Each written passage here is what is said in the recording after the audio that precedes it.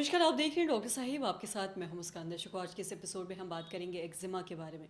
हम ये जानेंगे कि एक्जिमा ठंड में क्यों बढ़ जाता है और उसका कारण क्या है, और अगर बढ़ता है तो ऐसी स्थिति में क्या करने की ज़रूरत है। और इसी पे खास बातचीत करने के लिए आज हमारे साथ मौजूद है डॉक्टर अर्चना लोखंडे। आपको बता दें कि बिहार की जानी मानी चर्म रोग विशेषज्ञ है। मैम नमस्कार, बहुत बहुत स्वागत है आपका। थैंक यू मुस्कान। हम आपसे जानना चाहेंगे, अगर हम एक्जिमा की बात करें तो अक्सर ऐसा कहा जाता है कि जो एक्जिमा है वो ठंड में काफ़ी ज़्यादा बढ़ जाता है। मैं आपसे जानना चाहूँगी कि ऐसे स्थिति में जो भी एक्जिमा के पेशेंट है या मरीज़ है वो क्या करे ठंड में ताकि वो थोड़ा कंट्रोल में रहे। एक्जिमा एक स्किन की कॉमन कंडीशन है। एक्जिमा या डर्माटाइटिस हम बोलते हैं मेडिकल लैंग्वेज में, एक तरीके की एलर्जिक रिएक्शन है। तो स्किन जो है बॉडी के कुछ इंटरनल फैक्टर्स को या आउटर एक्सटर्नल फैक्टर्स को किसी को भी रिएक्ट कर सकते हैं। इसे हम इंडोजिनस या एक्सोजिनस एक्जिमा बोलते हैं। उसके वजह से बॉडी में कुछ रिएक्शन पैटर्न्स होते हैं और स्किन ड्राई सेंसिटिव हो जाती है, कभी कभी थिक हो जाती है। तो ये इंडोजिनस एक्जिमा के बहुत सारे टाइप्स हैं। जैसे अटोपिक डर्माटाइटिस एक बहुत कॉमन तरीके का एक्जिमा है जो बच्चों में पाया जाता है। कभी इसके अलग अलग स्टेजेस रहते हैं। इचिंग होना, स्किन ड्राई सेंसिटिव होना, बार बार सीजन चेंज के बाद ये परेशानियां होना, ये इसके प्रमुख लक्षण हैं। उसके साथ कभी कभी हम कोई ऐसे प्रोडक्ट यूज़ करते हैं जिसके वजह से तुरंत इरिटेटिंग रिएक्शन हो जाती है, जिसे हम इरिटेंट कॉन्टैक्ट डर्माटाइटिस टाइप का एक्जिमा बोलते हैं। या कभी कभी एलर्जिक कॉन्टैक्ट डर्माटाइटिस होता है, मतलब हमारे खान पान में ऐसी चीज़ आ जाती है या बॉडी के अंदर ही ऐसा रिएक्शन पैटर्न हो जाता है जिसके वजह से पूरे शरीर पर रैशेस वगैरह आने लगती है।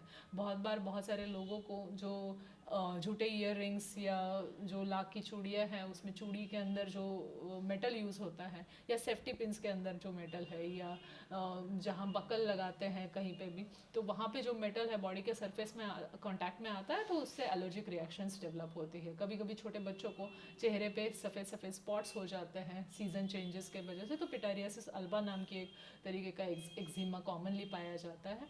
बहुत सारे बच्चों को सीजन चेंजेस के साथ उनके पैर की स्किन फट जाती है, निकलती है, तो एक जुवेनाइल पाल्मोप्लांटर एक्जिमा।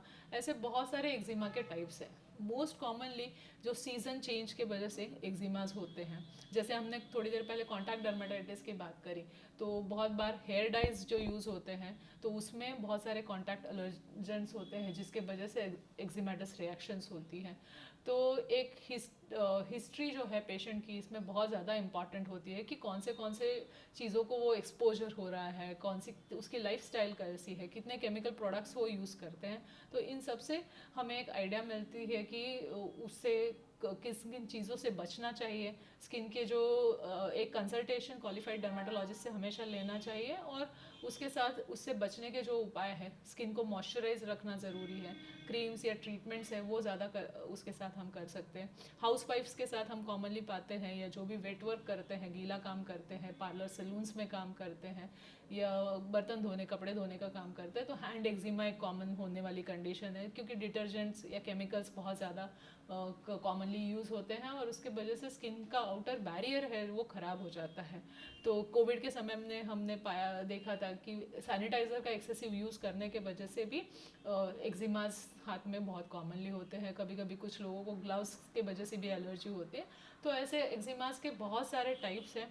कोई भी स्किन में रिएक्शन हो रही है, रैशेस हो रही है, उसको हल्के में मत लीजिए। उसका डायग्नोसिस करने के लिए डॉक्टर की सलाह ज़रूर लीजिए, और उसके साथ जो भी प्रॉपर ट्रीटमेंट है वो लीजिए। मॉइस्चराइजर्स, बैरियर क्रीम्स, इसका यूज़ कीजिए। स्किन में हम जो भी चीज़ें लगाते हैं उसके बारे में ज़रूर सोचिए कि ये हमें लॉन्ग रन में या शॉर्ट टर्म में हार्म तो नहीं कर रही है। बहुत बहुत शुक्रिया तमाम जानकारी देने के लिए। तो आशा करते हैं दर्शकों कि आप भी समझ पाए होंगे कि ठंड में एक्जिमा क्यों बढ़ जाता है और इस स्थिति में क्या करने की ज़रूरत है। तो आशा करते हैं दर्शकों की जो तमाम जानकारी है आपके लिए लाभदायक रही हो। तो आज के इस वीडियो में इतना ही। अगर आपने अब तक हमारे चैनल को सब्सक्राइब नहीं किया तो तुरंत कर ले, साथ ही हमारे फेसबुक पेज को लाइक करें। वीडियो देखने के लिए आपका धन्यवाद।